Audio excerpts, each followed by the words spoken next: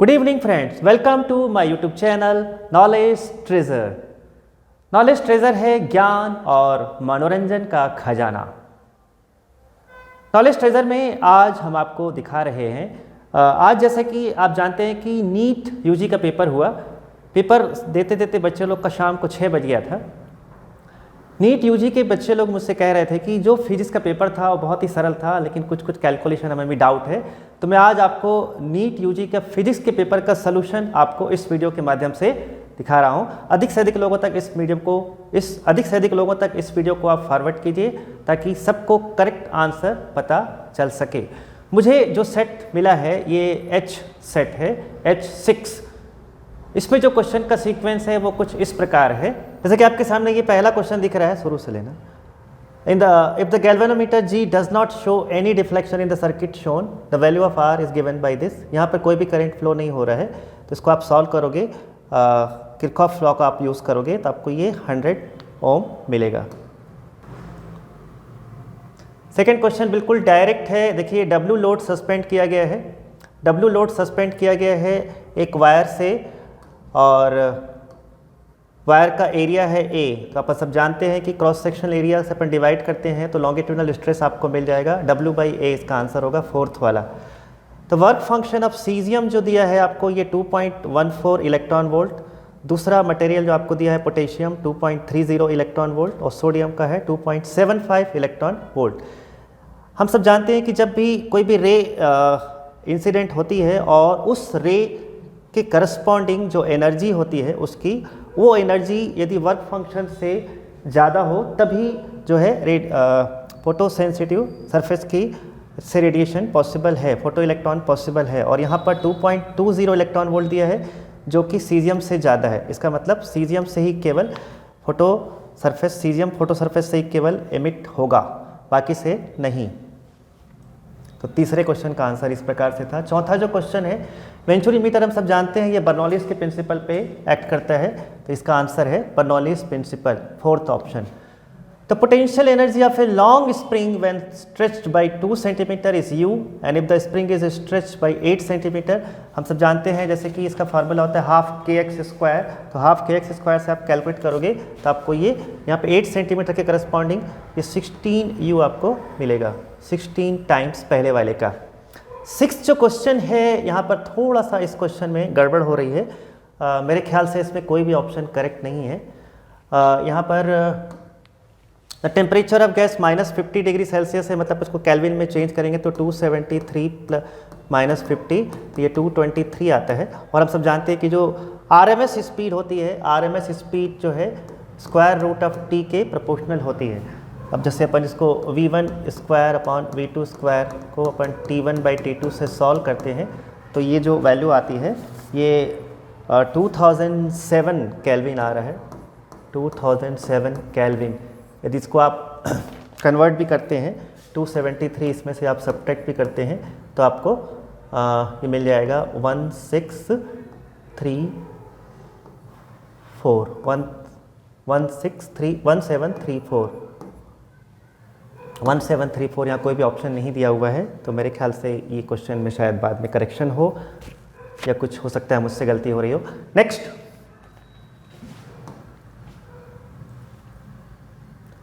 The amount of energy required to form a soap bubble. हम जानते हैं कि सोप बबल बन रहा है तो उसका जो सरफेस एरिया होता है वो 4πr² से अपन कैलकुलेट करते हैं, 4πr²। अब ये एक बबल है, इसमें 2 सरफेस काउंट होती है, अंदर की और बाहर की, और इसके साथ आप सरफेस टेंशन का मल्टीप्लिकेशन करोगे तो पहला वाला आंसर इसमें आ रहा है, first answer 3.01 × 10⁻⁻4 joule. Next please. The ratio of the radius of gyration of A solid sphere. Radius of gyration जैसे मोमेंट ऑफ इनर्शिया का फार्मूला हम जानते हैं, एक radius of gyration moment of inertia divided by m इसके root के बराबर होता है। तो moment of inertia solid sphere का जब हम लेते हैं तो 2/5 mr², और हॉलो स्फीयर का मोमेंट ऑफ इनर्शिया हम लेते हैं तो ये होता है 2/3 mr²। ठीक है, तो ये आई को m से डिवाइड करके हम रेशियो निकालेंगे तो 2/5 और 2/3 का रेशियो ये आएगा, that is 3:5। Correct. 9th question आपके सामने है। A bullet is fired from the gun at a speed of 280 meter per second in the direction of 30 degree above the horizontal. The maximum height attained by the bullet. तो इसको आप direct फार्मूले से आप निकाल सकते हैं। बहुत ही सिंपल सा ये क्वेश्चन है। हम सब जानते हैं प्रोजेक्टाइल मोशन में h का जो फार्मूला होता है 2u square sine square g divided by sine square theta divided by 2g, you square sine square theta divided by 2g। इसको आप कैलकुलेट करोगे तो ये आपको मिलेगा, यहाँ पर देखिए 280 यू स्क्वायर 280 का स्क्वायर साइन 0.5, साइन की वैल्यू 0.5 यहाँ पर दिया हुआ है, आपको इसका स्क्वायर हो जाएगा डिवाइडेड बाई 2 इंटू जी। तो आप इसको सॉल्व करोगे तो ये आपको मिलेगा 1000 metre. Correct. Next question please. यहाँ पे देखिए in a plane electromagnetic wave, plane electromagnetic wave में इलेक्ट्रिक फील्ड का कंपोनेंट और मैग्नेटिक फील्ड के कंपोनेंट का जो मैग्नीट्यूड एम्पलीट्यूड का जो रेशियो होता है वो हम जानते हैं कि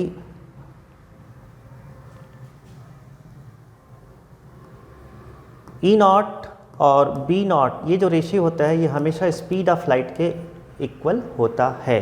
तो यहाँ पर फ्रीक्वेंसी का कोई लेना देना नहीं होता, फ्रीक्वेंसी दोनों में सेम रहती है। एम्पलीट्यूड जो है इलेक्ट्रिक फील्ड वेक्टर का 48 वोल्ट पर मीटर है, तो मैग्नेटिक फील्ड का जो एम्पलीट्यूड होगा ये इसका 1/c टाइम होगा, और आप इसको कैलकुलेट करोगे तो you will get the first answer 1.6 into 10⁻⁻7। Correct. The net magnetic flux through any closed surface, close surface से कोई भी मैग्नेटिक फ्लक्स की वैल्यू हमेशा 0 होती है, तो इसका सी ऑप्शन करेक्ट है, 0।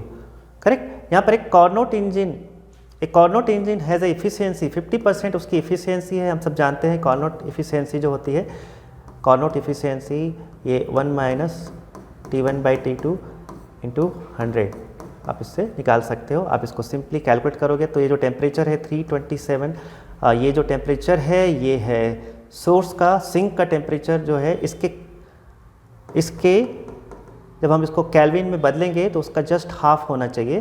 तो ये केल्विन में आप चेंज करोगे तो ये 600 केल्विन है, आपको 300 केल्विन इसका आंसर है। 300 केल्विन को आप डिग्री सेल्सियस में चेंज करोगे तो आपको मिलेगा 27 degree Celsius. Third. Next.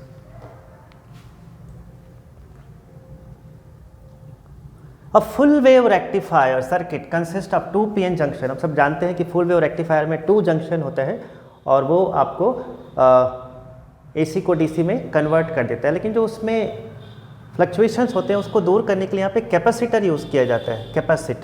Capacitor use किया जाता है। फर्स्ट आंसर करेक्ट है। नेक्स्ट 14th क्वेश्चन में एक सर्किट दिया हुआ है, ये सर्किट इलेक्ट्रोस्टैटिक का है। इसमें आपको 2 कैपेसिटर दिया, 2 कैपेसिटर पैरेलल में कनेक्ट है। 3 और 3 को आप ऐड करोगे तो 6 आएगा। 6 के साथ आप 3 को सीरीज में कनेक्ट करोगे तो आपको 2 माइक्रोफैरेड मिलेगा। इसका आंसर है 2 माइक्रोफैरेड। 14th का third 2 microfarad. Next question, LCR circuit में आपको पूछा है रेजोनेंस की फ्रीक्वेंसी। रेजोनेंट फ्रीक्वेंसी का डायरेक्ट फार्मूला होता है दोस्तों, आप जानते हैं रेजोनेंट फ्रीक्वेंसी का formula, resonant frequency 1/2 pi root over L और C। L आपको दिया है, C आपको दिया है और 2 पाई आप जानते हैं, इसको आप कैलकुलेट करेंगे। तो यहाँ पर देखिए फ्रीक्वेंसी हम निकाल रहे हैं, फ्रीक्वेंसी की यूनिट होती है किलो हर्ट्ज़, ठीक है। तो ये आपका आंसर आएगा 1.59 किलो हर्ट्ज़। नेक्स्ट पैदा हो गया। 16th क्वेश्चन में आपको ये गाउस थ्योरम का दिया है, ये क्लोज्ड इंटीग्रल ऑफ E.ds 0 है। इसका मतलब जो है अपन डायरेक्ट सब जानते हैं कि यहाँ पर फ्लक्स की वैल्यू 0 है। इसका मतलब ये है the number of flux line entering the surface must be equal to the number of flux line leaving it. Third one is correct. Okay, third one is correct for this. 17th question, an electric dipole is placed at an angle, electric dipole is placed at an angle 30 degree in an electric field. हम सब जानते हैं जब dipole को हम electric field में रखते हैं तो जो टॉर्क लगता है उसका फार्मूला होता है P into E into sine theta. तो आपको थीटा दिया है, आपको ई दिया है, P का वैल्यू आप निकालते हो, ठीक है। और आपको डाइपोल की लेंथ भी दे रखी है, अपन ये भी जानते हैं कि P equal to 2Q into L, correct. आप Q का वैल्यू आप निकालोगे तो आपको ये मिल जाएगा 2 मिली कूलाम। ध्यान रखिए ये मिली कूलाम है, MC, correct. Next, A football player is moving southward. देखिए यहाँ पे लोग अक्सर गलती करते हैं, साउथवर्ड से वो सडनली टर्न्स हो रहा है ईस्टवर्ड, साउथ से वो ईस्ट की तरफ टर्न हुआ, ठीक है। जैसे अपन मैप के हिसाब से देखें तो सामने नॉर्थ होता है ना, मैप के हिसाब से ये नॉर्थ, ये साउथ, साउथ ये ईस्ट, तो वो साउथ से ईस्ट की तरफ टर्न हो रहा है, ठीक है। पहले साउथ की तरफ जा रहा था, साउथ की तरफ जा रहा था, अब ईस्ट की तरफ टर्न हो गया, साउथ से ईस्ट की तरफ टर्न हुआ, तो सेंट्रीपेटल फोर्स जो लगता है वो इस तरफ लगेगा, सेंट्रीपेटल फोर्स इस तरफ लगेगा and that is along north east direction में सेंट्रीपेटल फोर्स लगेगा। Magnetic energy stored in an inductor, बिल्कुल सीधा सा डायरेक्ट फार्मूला है हाफ LI², L दिया है, I दिया है, आप कैलकुलेट करेंगे तो आपको 19 क्वेश्चन का आंसर 8 माइक्रो जूल मिलेगा। सेकेंड ऑप्शन करेक्ट है। Next page, resistance of A carbon register, ये जो है अभी आप निकालोगे तो आपका ग्रीन मिलेगा, यहाँ पर ग्रीन। थर्ड फिगर जो है वो 1000 के इक्विवेलेंट होता है, उससे आपको ग्रीन मिलेगा, ठीक है। 21st क्वेश्चन जो है लाइट वेव ट्रैवल। देखिए यहाँ पे अपन स्पीड निकालते हैं तो एक की स्पीड है x/t1, दूसरे मीडियम में स्पीड है 10x/t2, और हम सब जानते हैं कि sin I by sin R equal to v1/v2 होता है। और जब यहाँ पर क्रिटिकल एंगल की बात बोला है तो R का वैल्यू 90 डिग्री हो जाएगा। तो अपन जैसे इसको कैलकुलेट करेंगे तो बहुत ही सिंपल सा ये आपको सेकेंड ऑप्शन मिलेगा, sine inverse 10t1/t2, second option sine t1/t2। Young double slit के एक्सपेरिमेंट में 2 स्टेटमेंट आपको दिया हुआ है, स्क्रीन को हम पीछे ले जाते हैं तो एंगुलर सेपरेशन में कोई फ़र्क नहीं पड़ता है। आप जानते हो एंगुलर सेपरेशन उतने का उतना ही रहता है, क्योंकि λd/d में आपने पीछे ले गए उसको तो d और d में कोई भी चेंज नहीं होता है। दूसरा, जब हम वेवलेंथ को बदलते हैं तो डेफिनेटली एंगुलर सेपरेशन में चेंज होता है, लेकिन जब हम एंगल यहाँ पर बोला है लार्जर वेवलेंथ के लिए डिक्रीज होता है, ये गलत है। लार्जर वेवलेंथ के लिए बड़ा होगा, वैल्यू बढ़ जाती है, लार्जर के लिए वैल्यू बढ़ जाती है, ठीक है। लार्जर वेवलेंथ के लिए फ्रिंज की वैल्यू बढ़ जाएगी। Is that clear? तो यहाँ पर जो है एक स्टेटमेंट तो ट्रू है लेकिन सेकेंड वाला रॉन्ग है, ठीक है। सेकेंड वाला रॉन्ग है, first is true, second one is false, first option correct है इसका, करेक्ट। हाँ जी, बहुत ही सिंपल सा ये क्वेश्चन है। देखो हाफ लाइफ तो 20 मिनट में एक हो रहा है, यहाँ पे ये n का पावर 416 होता है, n का पावर 416 होता है, दैट इज 4 बार हाफ लाइफ हो गए, मतलब 80 minute. Next, the error in the measurement which rise due to the unpredictable fluctuations बोला है। अनप्रेडिक्टेबल बोला है तो लिस्ट काउंट हम जानते हैं, इंस्ट्रूमेंटल हम जानते हैं, पर्सनल एरर हम जानते हैं। अनप्रेडिक्टेबल जो हम नहीं जानते हैं वो रैंडम एरर होती है, तो random error is the correct answer. Next page, 25वां जो क्वेश्चन है, देखो यहाँ पर the angular acceleration of a body, मतलब अल्फा जो होता है इसका डायरेक्शन, अल्फा का जो डायरेक्शन होता है, ठीक है, अल्फा का जो डायरेक्शन होता है ये हमेशा अपन इस राइट हैंड से देखें, मूव जब सर्कुलर मोशन में कहता है तो ओमेगा का, थीटा का, अल्फा का डायरेक्शन हमेशा along the axis of rotation होता है, तो सेकंड ऑप्शन इसका करेक्ट है, along the axis of rotation. देखिए an AC source is connected. Next 26 question, AC source connected है, an AC source is connected to a capacitor due to decrease in the operating frequency। हम सब जानते हैं कि जब capacitor की frequency को हम चेंज करते हैं तो ये आप जानते हो ओमेगा इंटू सी, 1/ओमेगा c ये होता है उसके धारतीय प्रतिघात जिसको बोलते हैं कैपेसिटिव रिएक्टेंस, ठीक है, धारतीय प्रतिघात। तो ओमेगा के कम होने से, डिक्रीज इन फ्रीक्वेंसी, इसके कम होने से, ओमेगा के कम होने से XC बढ़ता है, और यहाँ एक्सी बढ़ने का कोई ऑप्शन नहीं दिया है, तो हम ऐसा बोल सकते हैं कि करेंट कम होता है। ठीक है, फर्स्ट ऑप्शन करेंट कम होता है, correct. The ratio of frequency of fundamental harmonic produce by an open pipe to that of the closed pipe. Open pipe और क्लोज्ड पाइप के बीच में रिलेशन होता है, आप जानते हो। ओपन पाइप में ये frequency nu equal to velocity upon 2L होता है, तो क्लोज पाइप में ये वेलोसिटी अपॉन 4L हो जाता है, जस्ट उसका हाफ, तो 2:1 करेक्ट ऑप्शन है 27 वाले का, correct. Next, the hydrogen spectrum the shortest wavelength की बात यहाँ पे कर रहा है। शॉर्टेस्ट वेवलेंथ बामर सीरीज में होती है, हम जानते हैं। बामर सीरीज की जब हम बात करते हैं तो कोई भी इलेक्ट्रॉन ट्रांजिट हो करके किसी भी हायर ऑर्बिट से सेकेंड ऑर्बिट में आता है तो बामर सीरीज बनती है, और किसी भी हायर ऑर्डर से फोर्थ में आता है तो ब्रैकेट सीरीज बनती है। और 1/λ समथिंग कांस्टेंट हम जानते हैं 1/2 स्क्वायर, और यहाँ पे इस प्रकार से। और बामर सीरीज के लिए 1/4 स्क्वायर।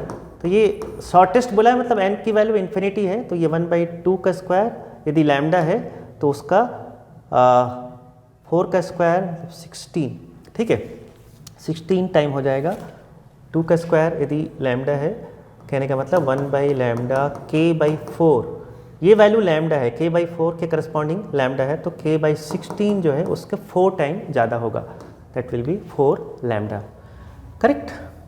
वंस अगेन यहाँ पे स्टेटमेंट वाले 2 क्वेश्चन है, देखो। Photovoltaic device can convert the optical radiation into electricity, ये बिल्कुल सही है, ठीक है, ऐसा ही होता है। दूसरा आपको दिया है जेनर डायोड जो है ये design to operate under the reverse bias, ये बिल्कुल सही है ये भी, और ब्रेकडाउन वोल्टेज पे काम करता है, बिल्कुल सही है, दोनों स्टेटमेंट एकदम सही है, करेक्ट। तो 29वां क्वेश्चन में दोनों स्टेटमेंट सही है, आपका थर्ड वाला करेक्ट होगा, दोनों स्टेटमेंट सही है, क्लियर। चलिए आगे चलते हैं, क्वेश्चन नंबर 30। हाँ जी, यहाँ पे देखिए, the magnitude and direction of the current in the following circuit. देखो 2 बैटरी यहाँ पे लगी हुई है, 10 वोल्टेज इस तरफ से और 5 वोल्टेज, दोनों का डायरेक्शन अपोजिट है, तो आप इसको किरचॉफ लॉ से करोगे तो आपको बहुत इजीली ये सॉल्व कर सकते हो। आपको जो करंट की वैल्यू यहाँ पर आपको मिलेगी, करंट की वैल्यू जो आपको मिलेगी यहाँ पे 10 वोल्ट - 5 वोल्ट 5 वोल्ट और 2 + 1 + 7 10 ओम का रजिस्टेंस है, ये आपको 0.5 एम्पियर ए से बी की तरफ थ्रू ई, फोर्थ ऑप्शन करेक्ट है, फोर्थ ऑप्शन। नेक्स्ट,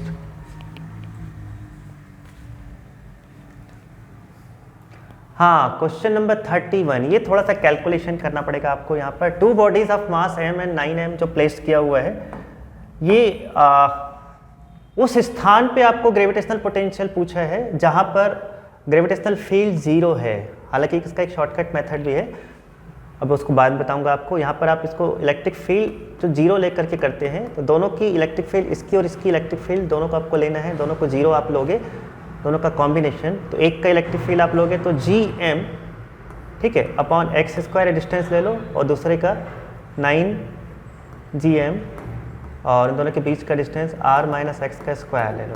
इसको आप सॉल्व करोगे तो आपको ये वैल्यू r/3 मिलेगा, x का वैल्यू r/3 मिलेगा, और वो वैल्यू लेकर के आप दोनों से पोटेंशियल निकालोगे, तो पहला वाले का पोटेंशियल -gm बाई ये डिस्टेंस जो आई r/3 एक का निकालोगे, और दूसरे का निकालोगे -9gm, दूसरे से डिस्टेंस जो है वो 3r/g हो जाएगा, 3r/4 आएगा, सॉरी, ठीक है। तो ये आप कैलकुलेट करोगे तो आपको यहाँ पर वैल्यू मिलेगा -16gm/r, ये वाला, करेक्ट।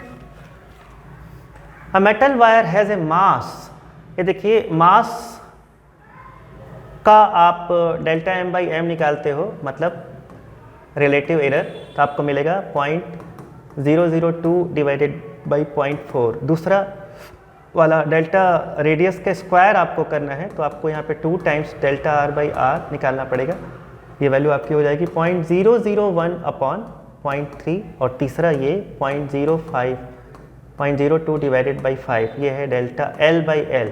इन तीनों का सम आप करते हो तो आपको मिल जाएगा। परसेंटेज एरर थोड़ा सा आप देखो,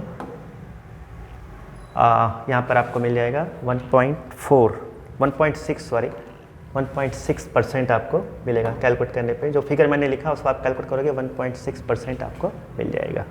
करेक्ट। अब देखिए यहाँ पे दो स्पीड आपको दे रखी है, आधा डिस्टेंस को v स्पीड से ट्रेवल किया, रेस्ट आपको 2v डिस्टेंस से ट्रेवल किया। इसको एक डायरेक्ट हम निकाल सकते हैं, twice of v1 v2 upon v1 plus v2 से आप सॉल्व करोगे तो आपको ये मिलेगा 4v/3, पहला ऑप्शन 4v/3, 33rd का पहला ऑप्शन। देखिए 34 क्वेश्चन में आपको दिया है 12 वोल्ट का करंट, 12 वोल्ट का 60 वाट का एक बल्ब जो है ये सेकेंडरी में से कनेक्ट है, तो प्राइमरी में करंट कितना है, तो प्राइमरी में वोल्टेज कितना है देखिए, तो V × I ये प्राइमरी का और सेकेंडरी का V2 × I2 ये दोनों बराबर होता है यदि हम इसको आइडियल लेते हैं तो। ठीक है, तो यहाँ पर V1 में आपको वोल्टेज दिया है 220, करंट आपको पूछा है वो 12 वोल्ट सेकेंडरी में, और करंट यहाँ पे आप निकालोगे तो 5 आ जाएगा, 12 × 5 = 60, 60 डायरेक्ट भी ले सकते हैं उसको आप। तो I1 = ये 12 × 5 डिवाइडेड बाई 220, इसको आप सॉल्व करोगे तो आपको 0.27 एम्पियर मिलेगा। करेक्ट। नेक्स्ट,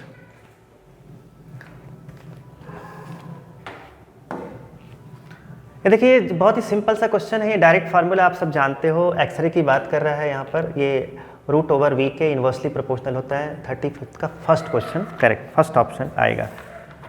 ठीक है, अब इसके बाद सेक्शन बी में हम आते हैं। सेक्शन बी में जो क्वेश्चन है ज़्यादा नंबर के रहते हैं।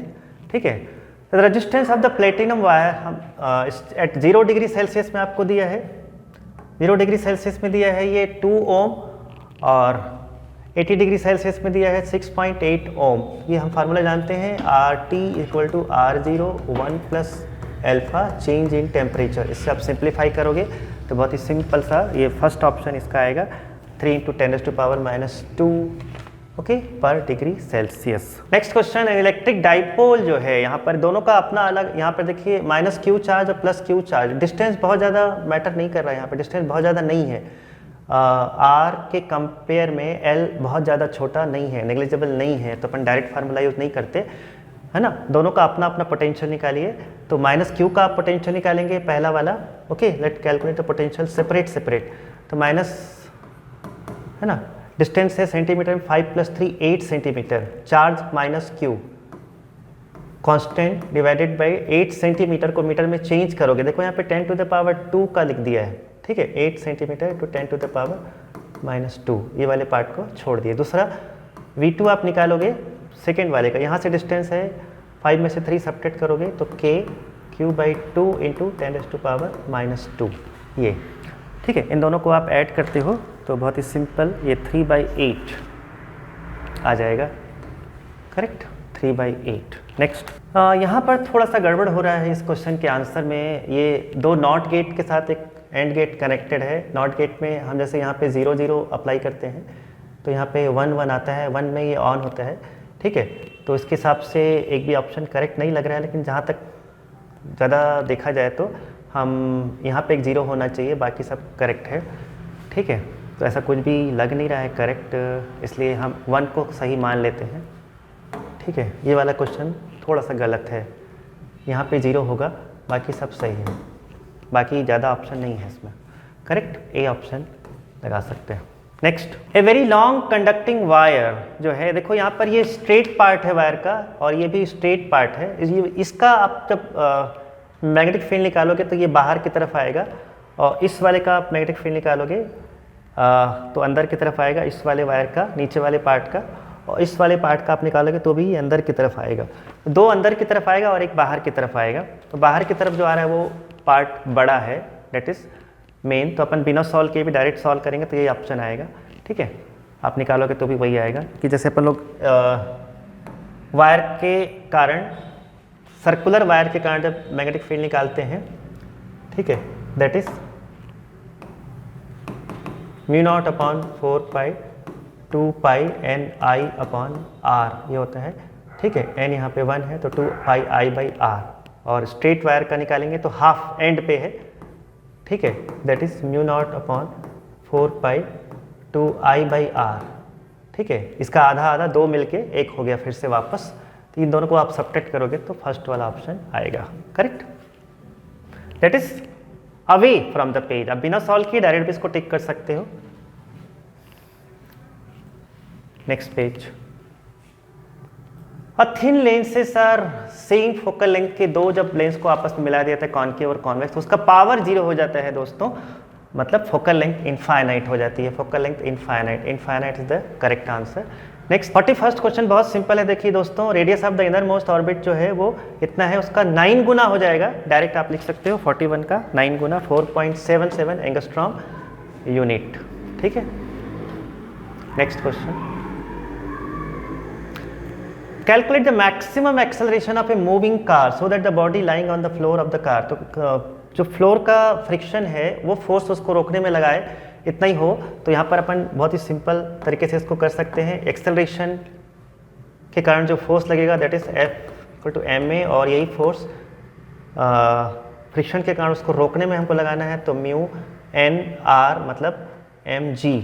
ठीक है, mm कट गया, तो एक्सेलरेशन यदि म्यू जी के बराबर होता है तभी वो रुक पाएगा, उससे ज़्यादा होगा तो नहीं रुक पाएगा। तो म्यू आपका 0.15 है और जी 10 है, तो 1.5 ये ऑप्शन होगा correct. Satellite is orbiting just above the surface of the earth, है ना। टाइम पीरियड टी, तो हम जानते हैं अर्थ के सरफेस में जो टाइम पीरियड होता है, टाइम पीरियड का जो फार्मूला है 2πr/v ऑर्बिटल वेलोसिटी, और ऑर्बिटल वेलोसिटी का फार्मूला हम जानते हैं √2 ये वाली वैल्यू को यहाँ पे पुट करेंगे और इसका स्क्वायर करेंगे तो ये आ जाता है, ये वाला फैक्टर आ जाता है, तो यहाँ पे square is the correct answer correct. 43rd का T square, fourth option 43rd का T square. 44 question, net impedance. Impedance जैसे हम कैलकुलेट करते हैं, यहाँ पे LCR तीनों कंपोनेंट मौजूद है, L भी है, C भी है और R भी है, तो Z की जो वैल्यू होती है हम सब जानते हैं, तो Z इक्वल टू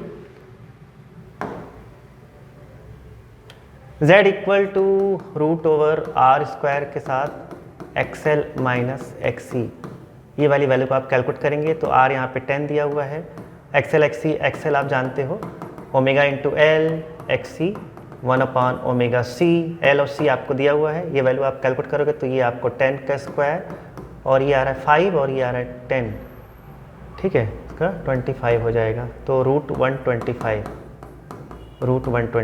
ये वाला ऑप्शन फर्स्ट वाला करेक्ट है करेक्ट। देखिए 10 रजिस्टर, नेक्स्ट क्वेश्चन, 10 रजिस्टर को सीरीज में कनेक्ट किया फिर उसको पैरेलल में कनेक्ट किया। 10th क्लास का क्वेश्चन है, इतना इजी क्वेश्चन है, तो n का जो वैल्यू है वो 100 होगा, ठीक है, क्योंकि करंट जो है वो पैरेलल में, यहाँ पे देखिए रेजिस्टेंस की वैल्यू कम हो जाती है 1/10 और पहले 10 टाइम, इस प्रकार से दोनों को 10 करोगे तो 100 टाइम हो जाएगा। नेक्स्ट, ये हॉरिजॉन्टल ब्रिज, हॉरिजॉन्टल ब्रिज से जब हम किसी भी ऑब्जेक्ट को नीचे गिराते हैं तो ऊपर फेंका गया है और उसके बाद वो नीचे आ रहा है, तो आप डायरेक्ट ये वाला फार्मूला यूज़ कर सकते हो, लेकिन यहाँ पे आपको -u लेना पड़ेगा, ठीक है, और आप इसको कैलकुलेट करोगे वैल्यू के साथ तो ये 64 मीटर आएगा, एकदम सिंपल सा करेक्ट। नेक्स्ट, ये देखिए एक बहुत ही प्यारा सा डायग्राम यहाँ पे दे रखा है, यहाँ पर बीच में एक कॉन्वेक्स लेंस है और आगे पीछे कॉनकेव लेंस है, तो दो कॉनकेव लेंस को अपन ऐसा भी देखें, एक को आप उसको जल्दी शॉर्टकट तरीके से आप कर सकते हो, दो कॉन्वेक्स, एक का इधर और एक का इधर, दोनों को मिला के एक बना सकते हो, है ना, ये वाला पार्ट को हमने एक ले लिया और दूसरा ये अलग से ले लिया, इसको आप सॉल्व करोगे तो ये -1/100 सेंटीमीटर आएगा। एक की फोकल लेंथ आपको इस फार्मूले से निकालना पड़ेगा, म्यू -1 2/r, एक का, और दूसरे का एक नेगेटिव है और एक पॉजिटिव 2/r, दोनों को निकाल करके आप ऐड करके तो आपको ये -100 मिल जाएगा। नेक्स्ट, देखिए यहाँ पे जो मैग्नेटिक फील्ड है वो वेक्टर के फॉर्म में दिया है, I J के तीनों डायरेक्शन में इसके मैग्नेटिक फील्ड के कुछ ना कुछ कंपोनेंट हैं, और हम जानते हैं कि परपेंडिकुलर कंपोनेंट पे ही फोर्स लगता है, तो फोर्स का मैग्नीट्यूड पूछा है, ठीक है, कुछ नहीं करना, 3 और 4 का रिजल्टेंट आएगा 5 × IL कर दोगे डायरेक्ट बस, ठीक है, ये वाला आपका एक्ट नहीं करेगा, तो ये आ जाएगा इस प्रकार से। यहाँ पर देखो 49th क्वेश्चन में एक ग्राफ दे रखा है सिंपल हार्मोनिक मोशन का, करेक्ट, और एक्सेलरेशन पूछा है जब t इक्वल टू 2 सेकेंड है, t इक्वल टू 2 सेकेंड मतलब t इक्वल टू 2 सेकेंड मतलब मैक्सिमम डिस्प्लेसमेंट है। यहाँ पर देखिए 2 सेकेंड में मैक्सिमम डिस्प्लेसमेंट है पार्टिकल का। तो जब मैक्सिमम डिस्प्लेसमेंट होता है तो उस समय एक्सेलरेशन जो होता है वो नेगेटिव डायरेक्शन में होता है। और हम जैसे वेलोसिटी का फार्मूला हम जानते हैं, और ये यदि अपन ले रहे हैं a sin ओमेगा t, एक सिंपल हार्मोनिक मोशन का जनरल इक्वेशन, तो वेलोसिटी का हो जाता है a cos omega t into omega, और एक्सेलरेशन का हो जाता है minus a omega square sine omega t। कहने का मतलब ये जो होता है acceleration is directly proportional to omega square. ये वैल्यू को हम यहाँ पर पुट करें, a sine omega t displacement है, ठीक है, ओमेगा स्क्वायर इंटू वाई। तो डिस्प्लेसमेंट यहाँ पर कितना है, डिस्प्लेसमेंट यहाँ पर है 2, ठीक है, एक्सेलरेशन की बात हो रही है, सॉरी। तो acceleration equal to displacement into omega का स्क्वायर। तो ओमेगा कितना है यहाँ पर, तो ओमेगा आप देखोगे 0 से लेके 8, ये है आपका टाइम पीरियड, ठीक है, 8 सेकेंड टाइम पीरियड है। तो omega equal to 2 pi upon T. तो ओमेगा का जो वैल्यू है 2 pi by T, 2 pi by 8 मतलब पाई बाई 8, 2 से कटेगा पाई बाई 4, इसका स्क्वायर करोगे तो पाई स्क्वायर बाई 16, तो 2 से मल्टीप्लाई करोगे तो पाई स्क्वायर बाई 8, मानी फोर्थ ऑप्शन करेक्ट है, माइनस पाई स्क्वायर बाई 8। ये हमेशा नेगेटिव रहता है एक्सेलरेशन, करेक्ट। लास्ट क्वेश्चन जो है आपके सामने 50वां question, A bullet from a gun is fired to a rectangular wooden block। आप एक रेक्टेंगुलर वुडन ब्लॉक लेते हो, करेक्ट, यहाँ पर से बुलेट आकर के इसको पियर्स कर गई 24 तक, बाकी x मान लेते हैं अपन। तो आप इसको चेंज इन काइनेटिक एनर्जी जो है हाफ mv स्क्वायर माइनस 1 2, ये वैल्यू को आप पोटेंशियल एनर्जी या वर्क डन के इक्वल आप ले लीजिए, तो फोर्स इंटू डिस्प्लेसमेंट जो भी था। तो डिस्प्लेसमेंट यहाँ पे 24 सेंटीमीटर है, इसको आप लेकर के यहाँ से f का वैल्यू निकालेंगे, उसके बाद उसी फार्मूले को दोबारा आप लगाएंगे तो x का वैल्यू आ जाएगा। तो x का वैल्यू 3 सेंटीमीटर आता है। सेम फार्मूला को आप अगेन एक बार फिर से लगाइए, यहाँ पे स्पीड आपको v/3 है, यहाँ पे स्पीड 0 है, ठीक है। तो ये 3 सेंटीमीटर आता है और ये 24 आपको दिया हुआ है, दोनों को आप ऐड कर दोगे तो 24 + 3 27 सेंटीमीटर का ऑप्शन आता है, करेक्ट। तो इस प्रकार से ये सोल्यूशन हमने इस एच सेट का किया। 2 क्वेश्चन में थोड़ा सा डाउट है, क्वेश्चन नंबर 6 और एक वाला लॉजिक गेट वाला। बाकी और डिटेल आंसर के लिए आप बाद में हमारे कोचिंग से संपर्क कर सकते हैं, ठीक है। तो उज्जवल भविष्य की कामना के साथ आज का वीडियो को मैं यहीं समाप्त करता हूँ। बहुत जल्दी आंसर देने के लिए मैंने कई चीज़ों को स्किप कर दिया है, आपको डिटेल में समझना है तो आप डिस्क्रिप्शन में देख सकते हैं, आप डायरेक्ट कॉन्टैक्ट कर सकते हैं। Thank you.